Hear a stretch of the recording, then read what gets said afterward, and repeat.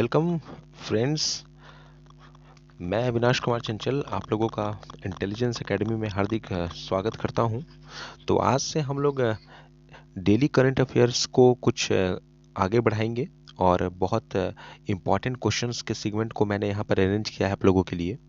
तो हमारी कोशिश है कि हम लोग एक एक करके क्वेश्चंस को भी देखेंगे और यहाँ पर मैंने उसी क्वेश्चंस को कलेक्ट किया है जो कि आने वाले जो आपका जो पेपर्स है, जैसे कि बैंक है, रेलवे है, एनटीपीसी के एग्ज़ाम भी चल रहे हैं अभी फिफ्थ फेज पे। इसके साथ अलग अलग स्टेट पीसीएस के भी क्वेश्चंस हैं यहाँ पे। तो ये सारे क्वेश्चंस को असेंबल किया हुआ है। तो सारे लोग यहाँ पर ज़रूर से इस वीडियोस को लाइक, शेयर, कमेंट और सब्सक्राइब करें। तो आइए एक एक करके हम लोग यहाँ पर क्वेश्चंस को देखते हैं। तो ये जो है हमारा डेली करंट अफेयर, ये हमारा 1 मार्च का है। तो आइए पहला क्वेश्चन हमारे पास जो है कुछ आगे बढ़ाते हुए हम लोग बढ़ेंगे।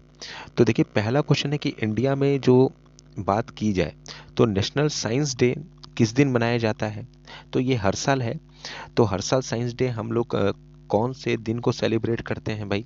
तो यहाँ पर जो आप सही आंसर्स को टिक करेंगे तो यहाँ पर हमारा आंसर है ऑप्शन नंबर सी, है ना। देखिए जब नेशनल साइंस डे के बारे में बात करेंगे तो देखिए ये जो साइंस डे का जो प्रचलन है हमारे कंट्री में, हमारे भारत देश में, तो सीवी रमन जो थे, इनके कारण इसको आगे इनिशिएट किया गया। रमन इफेक्ट का भी नाम आपने सुना होगा। तो ये बहुत इनको नोबेल प्राइज भी दिया गया।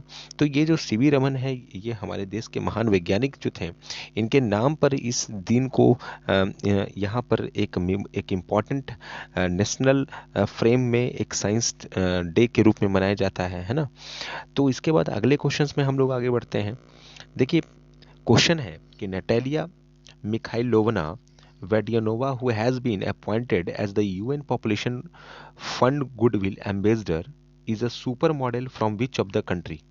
तो देखिए यहाँ पर एक नाम जो है बड़ा फेमस है, नटालिया मिखाइलोवना वोडियोनोवा।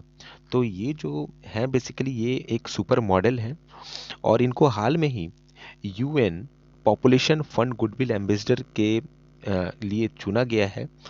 तो देखिए ये जो है बेसिकली ये कहाँ से हैं, ये रसिया से बिलोंग करती हैं। तो देखिए यूएन जो पॉपुलेशन फंड गुडविल एम्बेसडर है, एक्चुअली ये जो है महिला से रिलेटेड है यहाँ पर। और एक यहाँ पर ऐसी बातें की गई हैं कि देखिए चूंकि पूरे कंट्री में, पूरे वर्ल्ड में एक पॉपुलेशन एक ग्लोबल मुद्दा है, तो इस पर नियंत्रण रखना काफ़ी ज़रूरी है। तो इसके लिए इनको एक ब्रांड एम्बेसडर, यहाँ पर गुडविल ब्रांड एम्बेसडर के लिए इनको यहाँ पे नियुक्त किया गया है ना।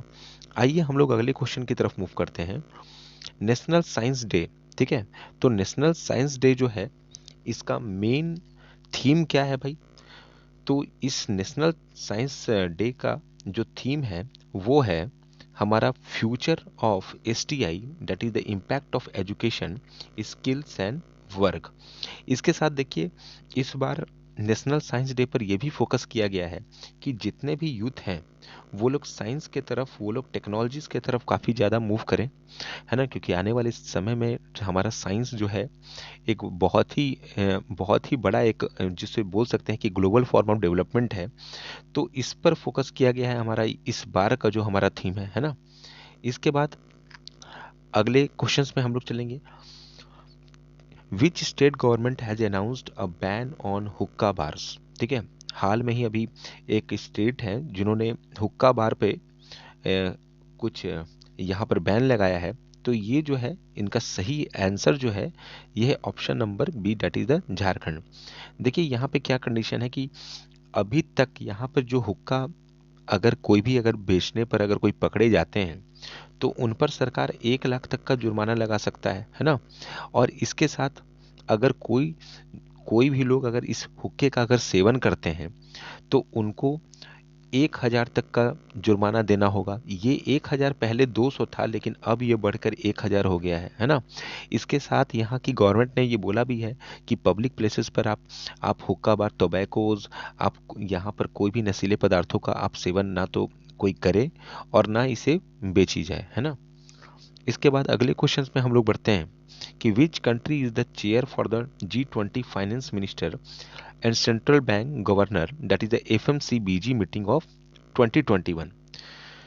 तो यहाँ पर देखिए बेसिकली क्या है, यहाँ पर इसका जो आंसर है ये है हमारा इटली, ठीक है। अभी देखिए इटली में क्या हुआ कि अलग अलग देशों की जो इनके मेंबर कंट्री हैं, तो इस मेंबर कंट्री ने यहाँ पर बैठक किया और इस मेंबर कंट्री में यहाँ के फाइनेंस मिनिस्टर्स इस G20 के और साथ में जो भी सेंट्रल बैंक हैं वहाँ के मेंबर्स लोग आपस में यहाँ पर आते हैं और अपने कंट्री में वैक्सीनेशंस को लेकर, प्रॉपर इम्यूनाइजेशंस को लेकर, है ना, मेडिकल फैसिलिटीज़ को लेकर ये चर्चा हो रही है कि प्रॉपर तरीके से इस पर थोड़ा सा नज़र दिया जाए और सारे मेंबर कंट्री अपने अपने कंट्री में क्या करें, थोड़े से मेडिकल इक्विपमेंट, मेडिकल फैसिलिटीज़ को थोड़ा सा अफोर्डेबल बनाएं और बहुत लोगों तक यहाँ तक पहुँचाएं। ठीक है, इसके बाद अगले क्वेश्चन में हम लोग यहाँ पे चलते हैं कि देखिए अभी विच bank in India has recently tied with the JP Morgan to go live skill blockchain technology that is Link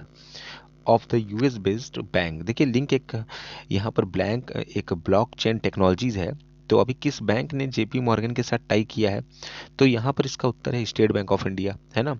देखिए बात करते हैं यहाँ पर ब्लॉकचेन टेक्नोलॉजी। तो ब्लॉकचेन टेक्नोलॉजी बेसिकली क्या है, ये एक डिसेंट्रलाइज्ड फॉर्म ऑफ हमारा पेमेंट है। मतलब कहने के लिए हम लोग बोल सकते हैं कि क्रॉस बॉर्डर अगर पेमेंट करना होता है, अगर एक कंट्री से दूसरे कंट्री में अगर हम लोग पेमेंट करते हैं, तो हम लोगों की कोशिश होती है कि हम लोगों का पेमेंट जो है वो पूरी तरह से सिक्योर्ड हो जाए। ठीक है, और ये जो सिक्योरिटी है ये कैसे है भाई, तो ये ब्लॉकचेन टेक्नोलॉजी जो है इनके मदद से सिक्योरिटी लेवल इनका काफ़ी ज़्यादा हाई होता है।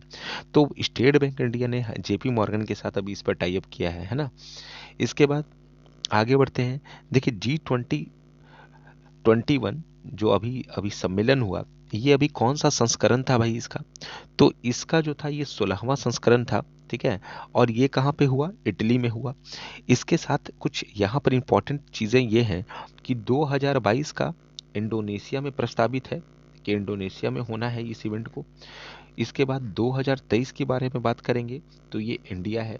ठीक है, और 2024 के बारे में जब बात करेंगे तो यहाँ ब्राज़ील के बारे में बात हो रही है ना। तो ब्राज़ील के बारे में बात किया गया है।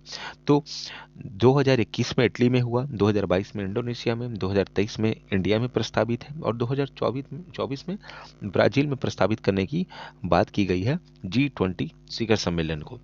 आगे बढ़ते हैं हम लोग अगले क्वेश्चन में कि देखिए the scientist have discovered a new species of alpine plant in which state.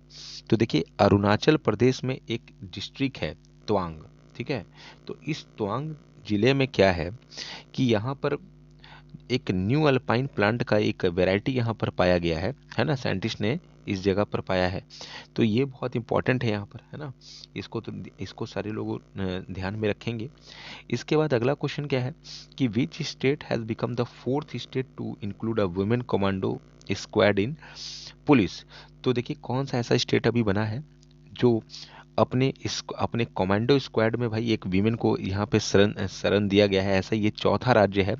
तो ये जो है ये हमारा उत्तराखंड है। ठीक है, इसके बाद बड़ा इंपॉर्टेंट है कि Gokalani has recently been appointed as the president and the chief technology officer of which bank. तो यहाँ पर इसका सही आंसर है एयू स्मॉल फाइनेंस बैंक। इससे पहले जो शरद गोकलानी थे वो इक्विटास स्मॉल फाइनेंस बैंक में यहाँ पर फाइनेंस मैनेजर थे, फाइनेंस ऑफिसर थे।